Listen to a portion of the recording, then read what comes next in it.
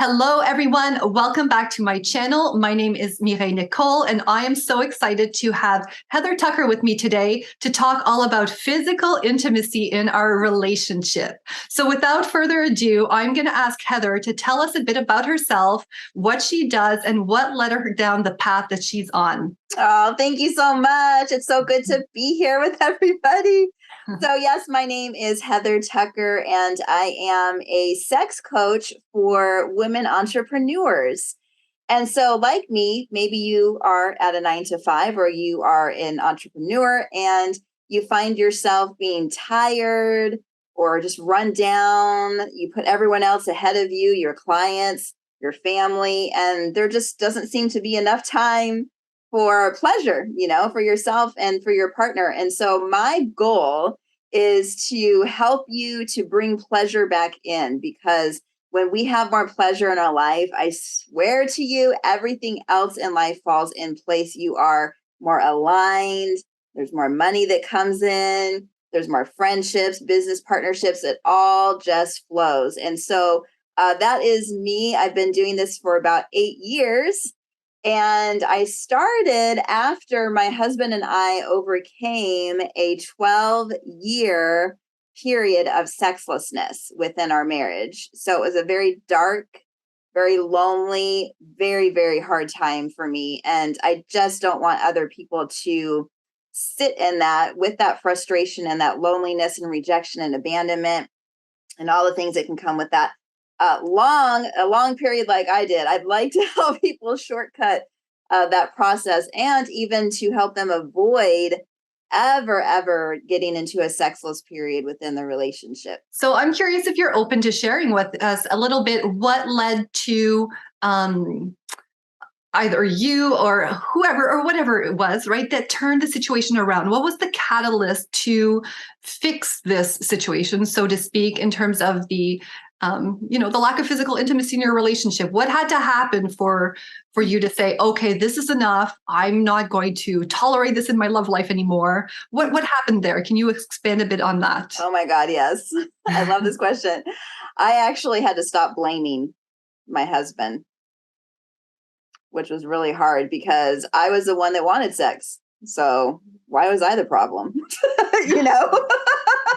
I'm not the problem. You're the problem. But what I realized, and this actually came from a scripture reference that I ran across this one day when I was reading the Bible. I was in the middle of, this 12-year span and crying and losing sleep, researching on Google, buying all the books, hiring, counselors, talking to pastor. I mean, I did like all that I could think of, to do.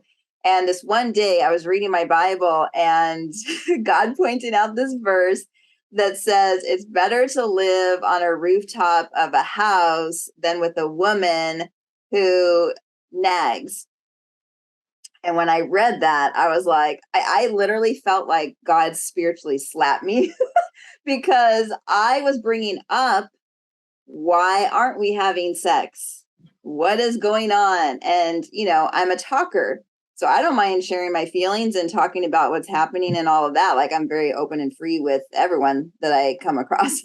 But my husband wasn't. He's not a talker. He keeps stuff on the inside.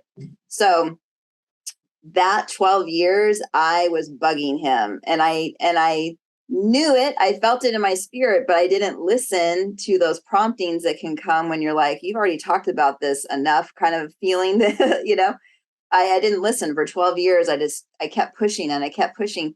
And when God showed that verse to me, it really helped me to identify that, wow, I actually am a big part of what's been happening. I've been pushing my husband away without actually knowing it. That is such a huge amount of self-responsibility. And I have to I'm just in awe, right? That is a huge, I speak to a lot of women. I know for myself too, a lot of times we just think, if just our man could change, or if he would just listen to what I said, everything would be fixed.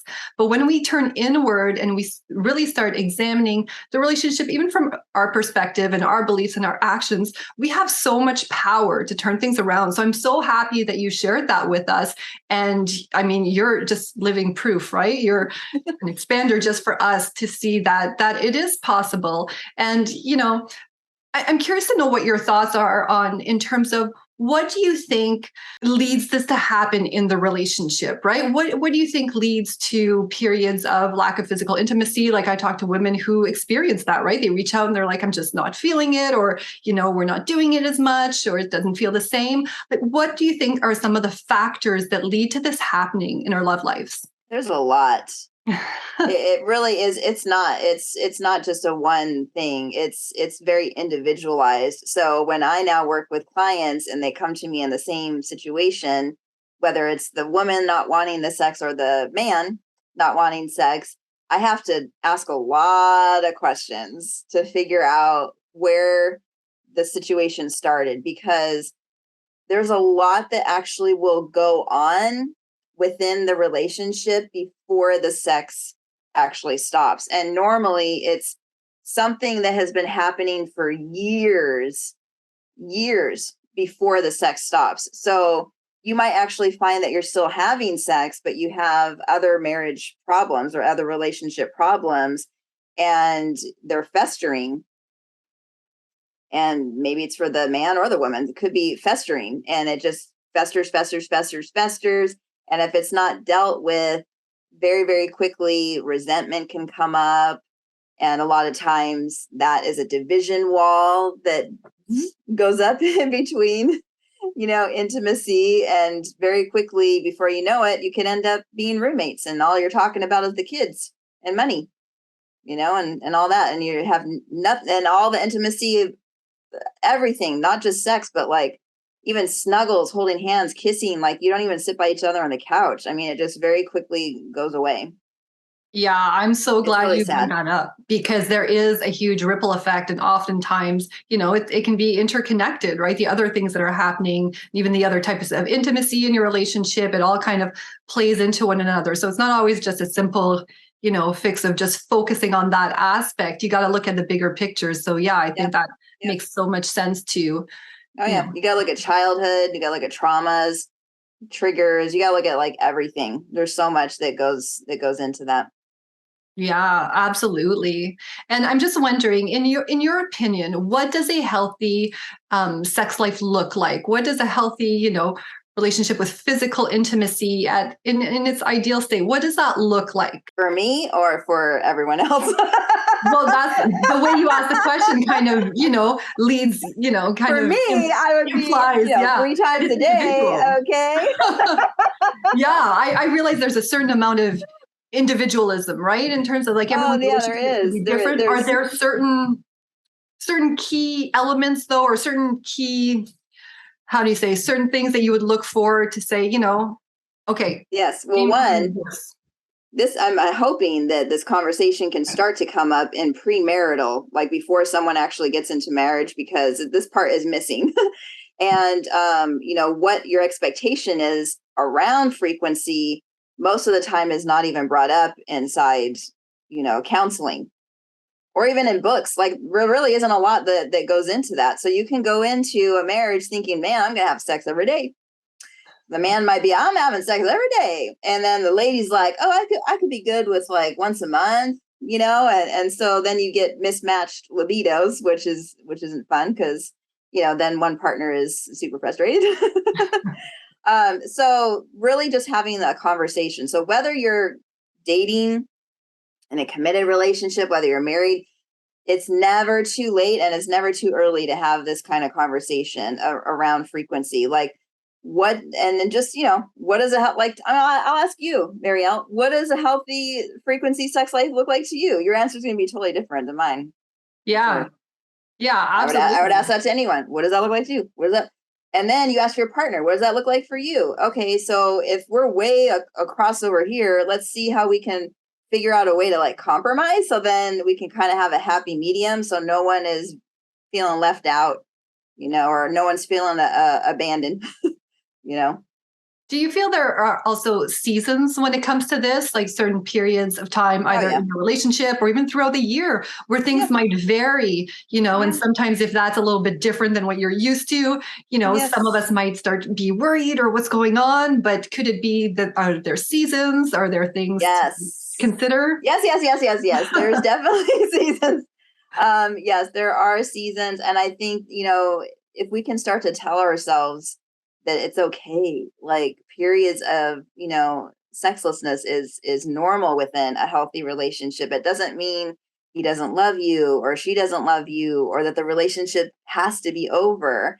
And it doesn't mean that you have to go get your needs met somewhere else either because you're not getting what you need. Those times of no sex, you could actually use those as times to reflect on your inward person and see where God wants to grow you as just a human being. So yeah. Oh, I that's so forgot. I powerful. just forgot the question is went out of my brain right now. No, that's I exactly was gonna it. say something else and I forgot. Yeah, about the seasons. If you think of it later, come back to it. Come back Oh to yes, the it. seasons. Okay, I was gonna say, so in regards to seasons, you could have like a pregnancy. So maybe your doctor tells you that you can't have sex during pregnancy because you're susceptible to miscarriages. That was actually something that came up for us because I had a couple of miscarriages before. So our doctor said you can't have sex the whole time. So like for those 9 months, we didn't have sex. And that, I don't know if that's one of the things that led to it, but that was of course a factor. And then of course you could have regular health issues like diabetes or any of those kinds of things where it takes arousal off of the table. So there's a lot of different things that could contribute to sexlessness. There are seasons where it is normal, but then there are seasons where you're like, okay, like this is going on too long. And now I think we need to have a conversation or maybe get some help.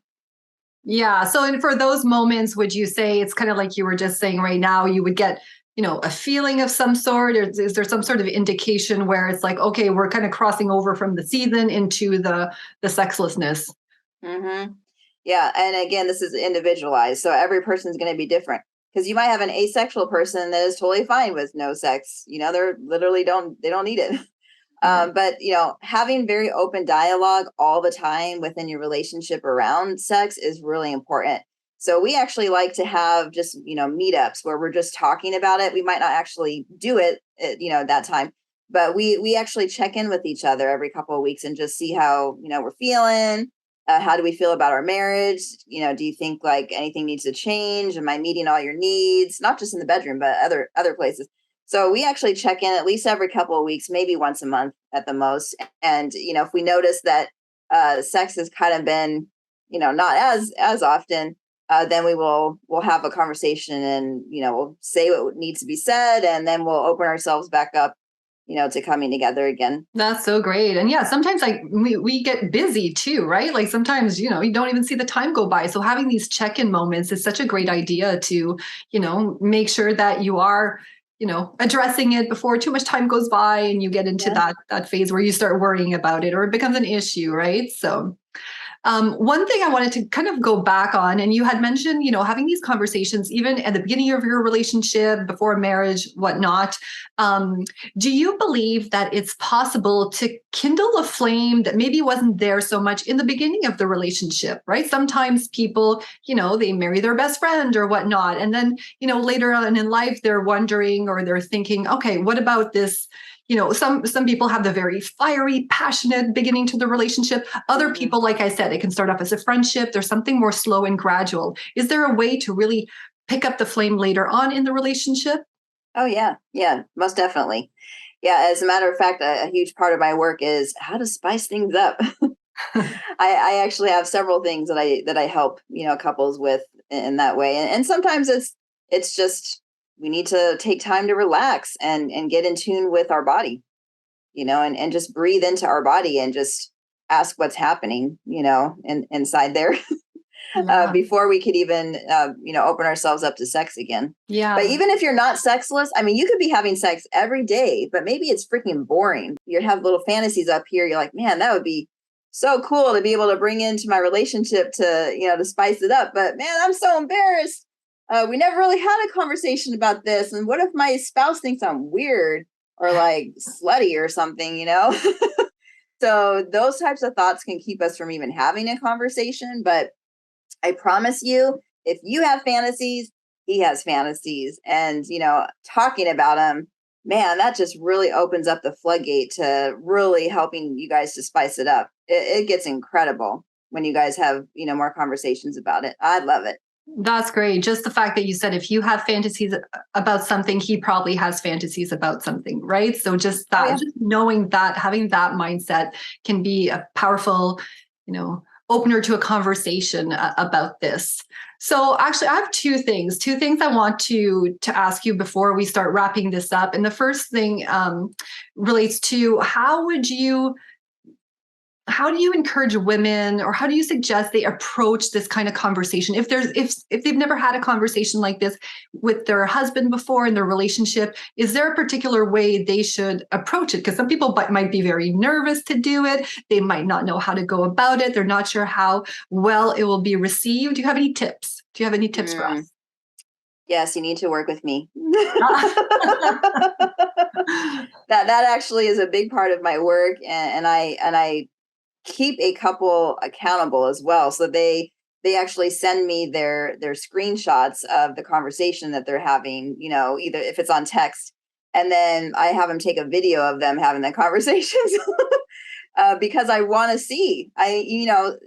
Couples don't see their blind spots. They don't see the stuff that's missing because they're like in it. So I really like to help them and be in it with them so I can really see what's happening.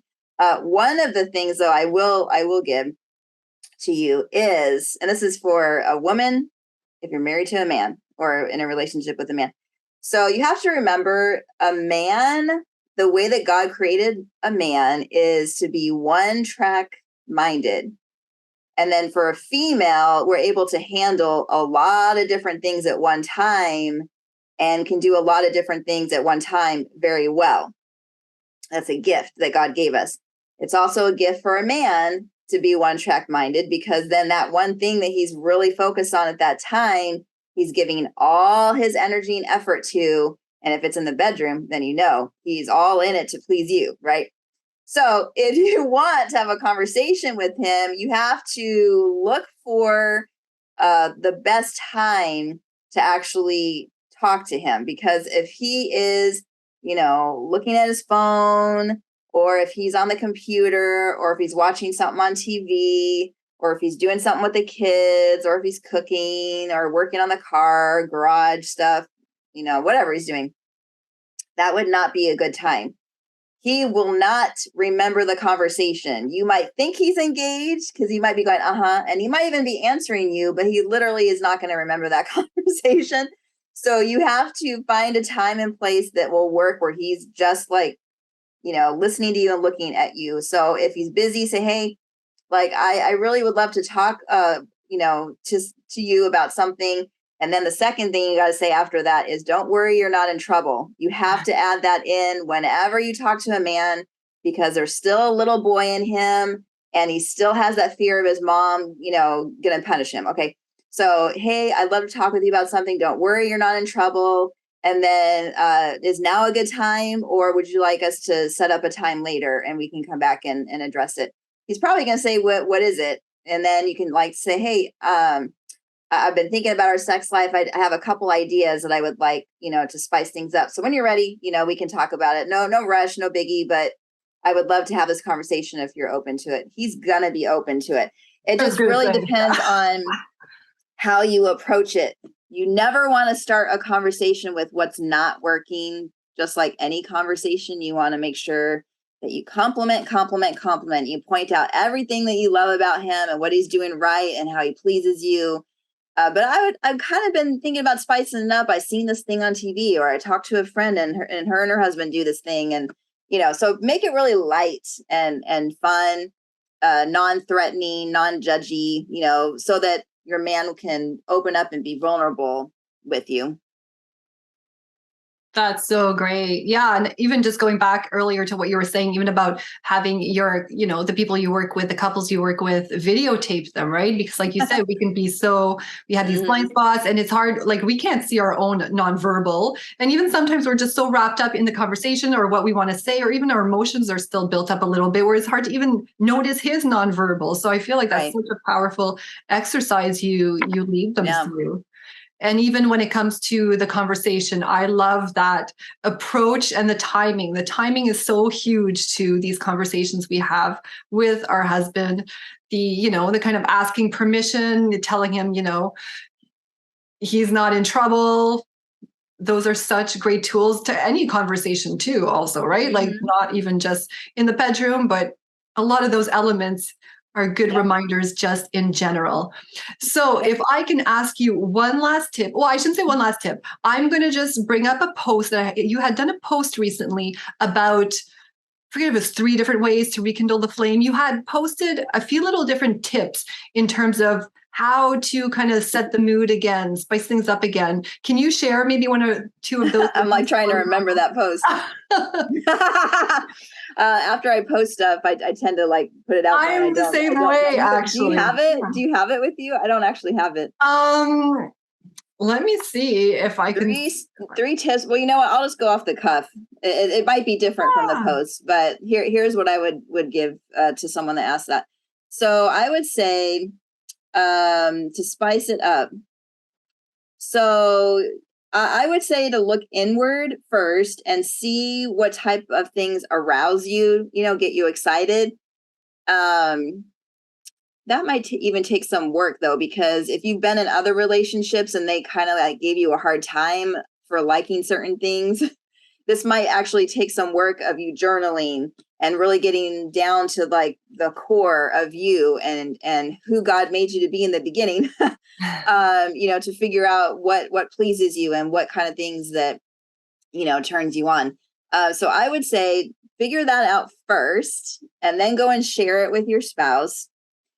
Second thing is I would take some dance classes because, oh my God, when you take a dance class like burlesque or they have some hip hop classes that combine like sexy moves with hip hop. I take a lot of those classes. Or you could even do, what's that one? I mean, I guess ballet is okay, but that doesn't really get into the sexy feeling. So yeah, any kind of class that makes you celebrate your womanhood and leaves you feeling empowered, that really can help to add some spice to your bedroom life. Because if you learn a routine, for instance, and then you're like, damn, I could take this back to the bedroom and I could like strip tease with it. That right there could really, really spice, things up. It sounds like so much fun. Oh my God, so much. And I teach a lot of dance classes. I love it. It's a huge part of my work and my program. And I also have a YouTube channel. So if you guys are watching on here, if you have not subscribed yet, my YouTube channel is Sex Coach Heather. I have a lot of dance classes on there that you guys could take.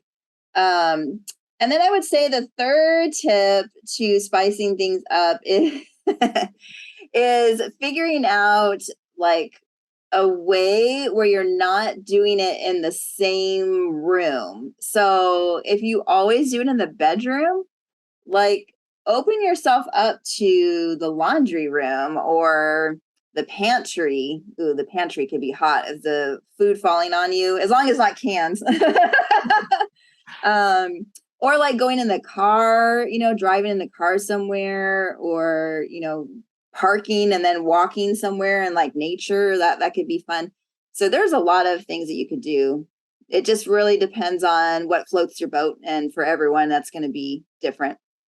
That's so awesome. Yeah, those are great ideas. Thank you so much. Oh my goodness. You're welcome. This I don't was know if it was the so same as the post, but that's okay. It was even better than hopefully the you post. enjoyed Hopefully. This was so great. So much information, so much value here for the women. I'm sure they are watching this and falling in love with you and want to know where to follow you. You just shared your YouTube channel, so I will make sure to link that in the comments, in the description here below the video. If there's anywhere else that women can follow you, where could that be? And what else do you have going on for women? So I'm Sex Coach Heather everywhere. So Facebook, Instagram, TikTok, LinkedIn, of course, YouTube. I was on Snapchat for a little bit, but I got off there. Too many creepers. But those are the main places. And then I do have a couple of things actually coming up. I have some spots that just opened up for my one-on-one coaching. So if you're a woman and you would like some one-on-one just by yourself, or if you would like some one-on-one with a partner, more like a couples counseling session, but it would be more like sex counseling, please reach out to me about that.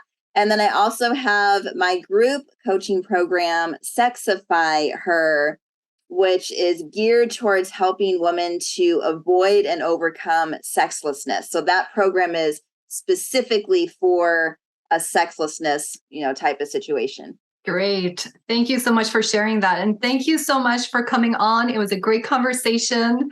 And yeah, thank you. Thank you. No, I appreciate you having me. And thank you. It was nice meeting everyone.